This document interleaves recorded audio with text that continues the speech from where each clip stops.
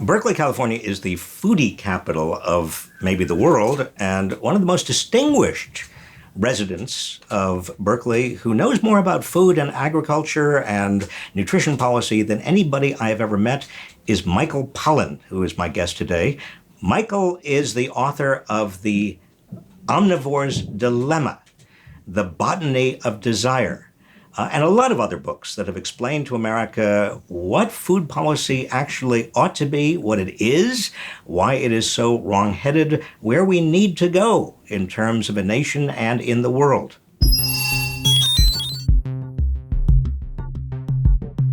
Michael Pollan, thank you for being here. My pleasure, Bob. Good to be here. So let's start with Donald Trump. I hate to start with Donald Trump. Let's start with him. And food policy. You are one of the world's foremost experts on food and food policy. What is he doing? Well, he's actually doing quite a bit, starting as he's done in so many other areas with rolling back anything that Obama did, which is kind of prima facie, wrong and needs to be undone. So you see him even undoing Michelle Obama's standards for school lunch, which actually improved the quality of school lunch. And instead of nutritionists determining what's happening at school lunch, now the food companies will again. So we're moving toward more sodium, more sugar. Moving back. Moving back, yeah, we're moving back. So an initiative like that, which was Michelle Obama's, and it was a very positive initiative, and it was working well, has been undone. Various pollution regulations having to do with farming that are really important. I mean, farming is a tremendous source of water pollution and air pollution, but have been rolled back. Various food safety initiatives, ways to find out about recalls and no more. Let's see, what else? Let me just interrupt you at that point. Is this part of a strategy with regard to food, or is it just Trump saying, well, anything Obama did, I want to reverse? It's two things. It's anything that Obama did, I want to reverse, but also what does the industry in this business want? And the industry wants less regulation, as they often do. And the farmers want less regulation, the ones who are polluting anyway. And so he's gratifying those constituencies. The irony, though, about a lot of his agricultural initiatives is that, the rural vote helped get him elected. And he doesn't understand the rural vote very well. And he is taking steps that are going to be a disaster for American farmers, even industrial farmers. Well, if he pulls out of NAFTA, I think it's the only reason he hasn't pulled out yet, is that the farm sector benefited enormously from NAFTA. From exports to Mexico and Canada. A flood of corn to Mexico, which has revolutionized Mexican agriculture, and a flood of meat all around the world. But I mean, under NAFTA, especially to Mexico, chicken in particular. So our farmers who overproduce as it is because of our agricultural policies are absolutely dependent on exports and ethanol to keep going. And so the big ones, I mean, the big farm businesses that are making out like bandits now, but would be hurt if NAFTA were rolled back. They have a lot to say. It's not just Trump being Trump. So that suggests that NAFTA may not actually get rolled back. I think it's a powerful force against it, because it's those big farmers who have, through the Farm Bureau, where he went to speak yesterday, has a lot of influence, always has, on Congress. But there's a serious congressional block of big farm state legislators who understand how important NAFTA is, and they're Republicans. And so I think that they will exert a inhibitory effect on that decision, at least. So it's kind of part and parcel of the general drift of things.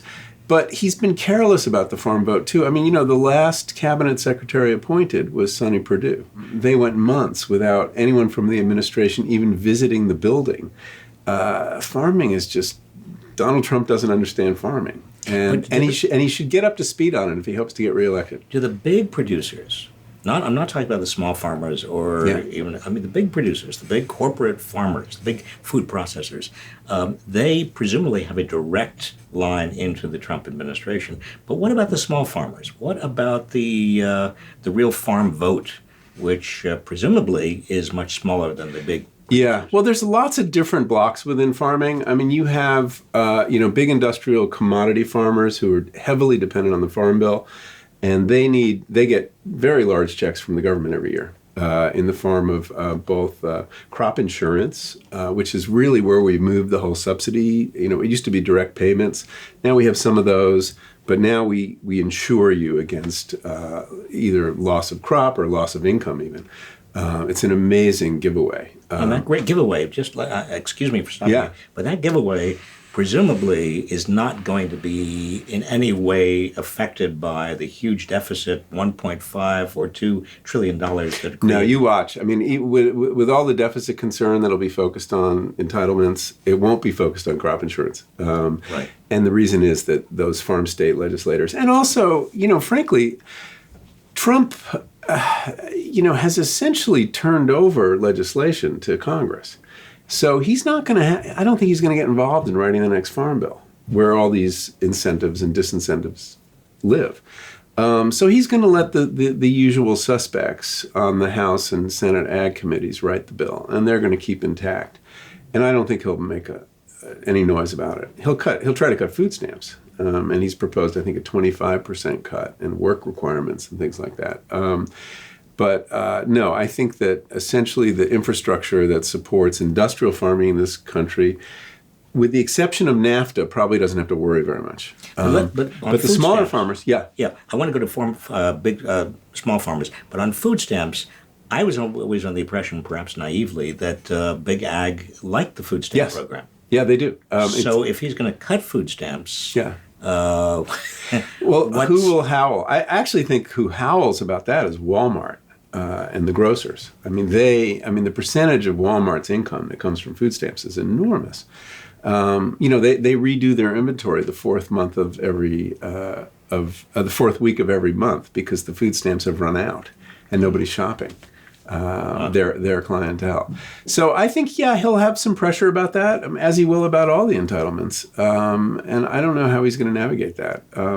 My guess is he won't. I mean, that in other words, that these things will stay in place. But, the food movement, which had its frustrations with Obama, I mean, I had my frustrations with Obama. There were many initiatives he kind of began and then chickened out on and things like that. He's very nostalgic. As we all are, Yeah. Even for George W. Yes, we take him too. But you were talking about small farmers, and I interrupted you. What about, this is really the core of his base, Trump's base. Are small farmers doing well by Trump, or is they're struggling right now. We had an era of very high crop prices after 2008 and for the few years after that, and corn prices were at unprecedented levels, and they're down now. And so they're hard days in the Farm Belt, and he doesn't offer them very much except feeding their sense of resentment. And I think ideologically they were comfortable with him and had expectations. My guess is, though, that they will be disappointed. The tax bill hurts the smaller farmers. It helps the big farmers, as it's doing throughout society. Well, also, I assume that his decision not to push antitrust, even less than Obama, allowing Monsanto and the big inputs to small farmers and the processors to get together, is also squeezing small farmers. Without doubt. I mean, if you want to win the farm vote, talk about antitrust. And the Democrats don't always understand this because they haven't been very strong in antitrust either. But I talk to industrial farmers all the time, and they, will feel, and this is big or little, but people growing commodity crops and things like that, not organic farmers. And the thing that really ticks them off about their life is that they only have one person to sell to, one company to sell to, whether it's the meat packer or the elevator buying their grain, whatever it is, they're price takers. And they know they're being screwed because there's no competition among the producers. And the producers divvy up the regions. And so if you can talk to them about competition and new markets, they're all ears. And Obama made some moves in that direction. He had a real initiative around concentration in agriculture. But after 2010, And the Tea Party vote, he just backed off. Yeah, well, he closed it down. I mean, antitrust. Democrats ought to take antitrust and make it a huge, huge issue. I couldn't agree more. And they just don't get it. Elizabeth Warren gets it. But in general, they don't. And I think it's because of their sources of money. I think they get a lot of grief whenever they talk about it. But it's potentially a very powerful issue for everybody. I mean, we're all dealing with monopolies. You know, we all have a cable company we hate. That's now, you know, we're paying $110 to get internet service now. Pharmaceuticals. I mean, you know, everywhere you look. Yeah. There's monopolization, and people don't understand. And they feel it. They feel it, but they don't know how much of their paycheck is actually going to the big monopolists. Yeah. But it's not as if there's a label on your paycheck. No, that's true. Michael, what can we say that is halfway encouraging? I mean, are there any trends in nutrition, in food, in policy that actually make you happy? Yeah, no, there are things I take great hope in. I mean, there are interesting things happening at the local level. I'll give you a couple examples. There are soda taxes. I mean, here was a tool of public policy that was attempted first in Berkeley, the first one to pass after many losing battles. The soda industry put a fortune into defeating soda taxes. We now have enough experience here and in several other municipalities and in countries like Mexico where they've tried it, and it apparently works. You can achieve reductions in soda consumption of 10 to 20% with a soda tax, a penny per ounce sugar tax. Stuff that really does have an effect on obesity and and diabetes. And diabetes. Yeah, I mean, diabetes is a huge expense now for the health system, and it's the simplest way to reduce it is reduce soda consumption. We know this. This is AB, and now we have a policy tool that does it. It also happens to generate huge amounts of revenue for municipalities. So I think you'll see that spreading unless it gets preempted, which has happened with some other GMO labeling, for example. Preempted by states, by Republicans? No, by Congress. They step in. You know, states' rights only takes you so far, apparently. I've noticed that. Here in California, we are battling states' rights issues. We're going to have a lot of fights like that. But basically, the soda tax movement, and it is a movement, got started because not only did people understand the science, but also the politics started shifting. I know the big soda manufacturers and producers, they thought they were unstoppable. They thought they could kill any soda tax, and they haven't been able to. And they've spent a fortune trying. They spent a fortune. What else can we talk about? It gives you hope. I am taking a lot of encouragement from some new developments in the labor movement around food. I mean, you know as well as anyone what's happened to the labor movement over the last couple decades. There's an organization called the Coalition of Immokalee Workers that was Immokalee, Florida, is where they started. And the tomato pickers are some of the most abused workers in this country. They were literally enslaved until about 20% of them, until about 20 years ago. In other words, they would be brought over from Guatemala or Honduras, and their passport would be taken, and they'd be charged for their, food and upkeep, and could never leave, and terribly paid. And this very interesting organization called the Coalition of Immokalee Workers, consisting of an organizer who was a farm worker and another guy who, in fact, just won a MacArthur, got together, and they were trying everything to improve the lot of these workers. They tried negotiating with the growers, and they got nowhere. The growers didn't care and could replace the workers easily. They marched across Florida, they got nowhere. They had a hunger strike, they got nowhere. And they finally, as Lucas Benitez, the farm worker involved in starting this organization, said, and then we found the door in the castle wall. And that door was the brand of the big companies, the consumer-facing big companies that bought the tomatoes from the growers. Everybody from Whole Foods to McDonald's and Burger King. And they went after the brands with boycotts and threats of boycotts. Not the tomato, the canned not tomato. The growers. This is fresh tomatoes. This is fresh tomatoes. Yeah, okay. Yeah. Gotcha. And they found that, and what they did, too, was not negotiate with them. They simply created a pledge that they called the Fair Food Pledge, and it stipulated things like no more slavery, a penny per pound increase in wages for picked tomatoes, various things against sexual harassment. They had like 8 or 10 points. And they basically said, you will sign this or we will shame you. or embarrass you in front of your customers. And one by one, all the big brands in food signed it.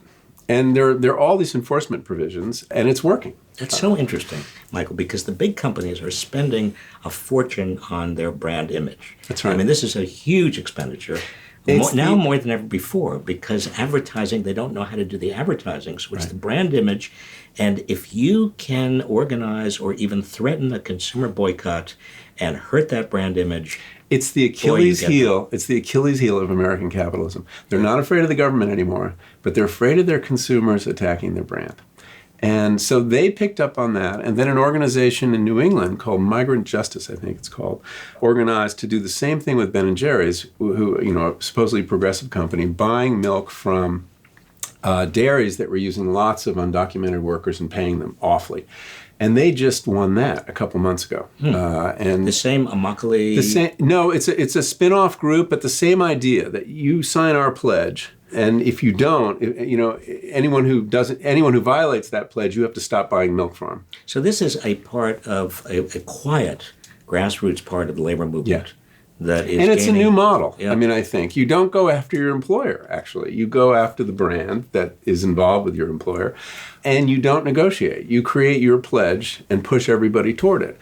And I think that model has a lot of potential that needs to be explored. Okay, well, I'm feeling better already. Yeah. Anything else you have to? How about nutrition? Is there any positive news in the world of nutrition? Well, you do have a lot of. Even in the absence of government pressure, you do have a lot of companies making changes in their formulation of food in response to consumer pressure. And they're reformulating to reduce sugar and salt, and they're reformulating to get rid of colorings and various dubious chemicals, because we have an aroused consumer in the food area. And people are voting with their forks. And so you're seeing more responsiveness on the part of the industry. We'll see how much of it's real, how much of it's phony. But right now, that's the way they're moving. One final question for you, Michael. I don't want to take up too much of your time, but on this issue, inequality is obviously widening. Income, wealth, political power, we all know it. It hasn't been this wide, this bad since the 1920s, by some measures since the 1880s, 1890s. How is that affecting nutrition? How is that affecting people's capacity, particularly lower middle class, working class, to get the kind of food they need? Well, it affects them quite a bit. I mean, we in this country, the best predictor of obesity is income. The poor, and this is a reversal from, of course, all of history, where the wealthy were fat and the poor were skinny. It's the other way around now. And that is, in part, the result of our agricultural policies. And we subsidize heavily the raw materials that go into making junk food. That, we subsidize high fructose corn syrup. When I say subsidize, I mean all the incentives to grow corn rather than real food. And we don't do much for the growers of fresh produce, vegetable growers, fruit growers. So the cheapest calories in the supermarket now are the least healthy. So it's no wonder if you're on a fixed budget, trying to feed a family, keep them going, you're going to be looking for maximizing your calories per dollar. And that's going to force you on the junk food aisles. And that is a matter of public policy. In large part. I mean, there are many factors. It's pretty complicated, but yeah. We've taken many steps over the years to encourage the overproduction of commodity crops like corn and soy. We used to support prices so farmers didn't have to grow quite so much, and we kept the prices in kind of a range.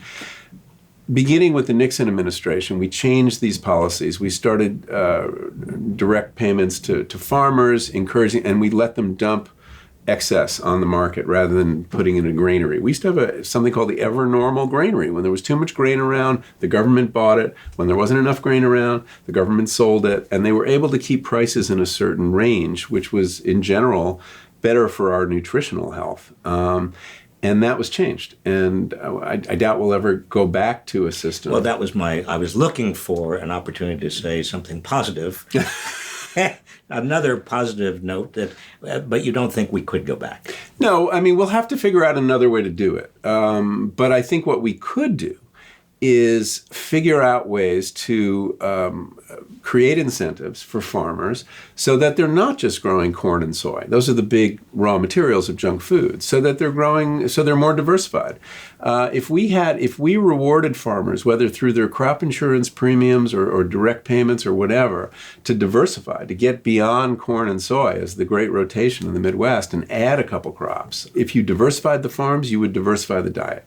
And so there are things we can do without question. Is it going to happen under this administration? No, but this is where we need to direct our efforts. I mean, the fact is, we haven't had a free market in food in this country in 150 years. There is no free market. I mean, the rules are devised by people. And it's not even just the rules in this case, it really is the cash incentives. And we reward farmers for doing certain things, and we don't reward them for doing other things.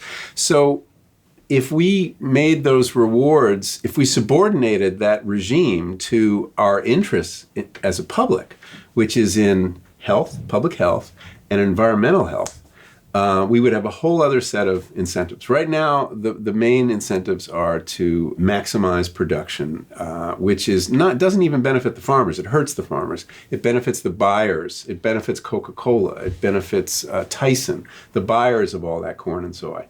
And that's who's keeping this system in place right now. So if I can put a bottom line on all this, the positive possibilities are using antitrust, getting, just battling down the big ramparts. Number two, diversify agriculture. Use whatever you have as a government tool to diversify agriculture. And number three, actually try to find ways to encourage the kind of nutrition and nutritional, and we haven't really talked about information, but ways that people can live in a way that is both healthy and less costly to them. Change the market rules. Yeah, I mean, an example is there's a very interesting program that's lightly supported by the Department of Agriculture, more heavily supported by NGOs, to give people who are already on SNAP, on food stamps, vouchers redeemable at the farmer's market for between $10 and $30. When you bring these into a community, amazing things happen. Farmers markets move into the community. The demand is enormous. People will line up for hours to get these vouchers. And I was just in Boston and was visiting a farm. And this is a farm who's growing for high-end restaurants mostly, and he's at the Copley Square Farmers Market. And I saw this giant field of daikon radish. And I was like, how do you sell that much daikon radish? No, yes. Yeah, in Boston. And he said, well, they brought these coupons into a poor Asian neighborhood. And the Asians now come to our market, and they're demanding their food. And we're growing it. So we've had to diversify. Wow. So you can solve many problems at once with a program like that. You're improving nutrition. You're putting food in the bellies of people, real food, not the kind of junk food that people often buy on SNAP because it's the cheapest food. And you're helping the farmers too. So it's a win-win-win. And the fourth thing I would add to your list is support these innovations in the labor movement, and don't forget that Achilles heel, which is the corporate brand and consumer power. Consumer power. So 4 very important things to think about. Thank you, Michael Pollan. My pleasure, Bob.